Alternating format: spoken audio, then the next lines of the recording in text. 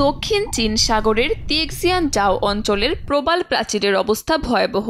চীনের প্রাকৃতিক সম্পদ মন্ত্রণালয়ের দক্ষিণ চীন সাগর উন্নয়ন গবেষণা ইনস্টিটিউটের প্রকাশিত এক প্রতিবেদনে উঠে এসেছে এ তথ্য। তারা জানায় 2016 থেকে 2024 সালের মধ্যে অঞ্চলটিতে প্রবাল প্রাচীর 70%-এরও বেশি কমে গেছে। গত 8 বছরে জংগে দ্বীপের পশ্চিমে 2.5 কিলোমিটার ব্যাসার্ধের মধ্যে 81.8% কমে গেছে। আরও একটি জরিপ মতে সমুদ্র তলদেশে প্রবাল প্রাচীরের স্থিতিশীলতা হ্রাস পাচ্ছে, যা এখানকার বাস্তুতন্ত্রের জন্য বিপজ্জনক। চীনের প্রাকৃতিক সম্পদ মন্ত্রণালয়ের গবেষকরা বলছেন, ফিলিপিন্সের অবৈধ মৎস্য শিকার ও নির্মাণ কার্যক্রম তিয়ানজিয়ান জাও অঞ্চলে প্রবাল প্রাচীরের অবনতির প্রধান কারণ।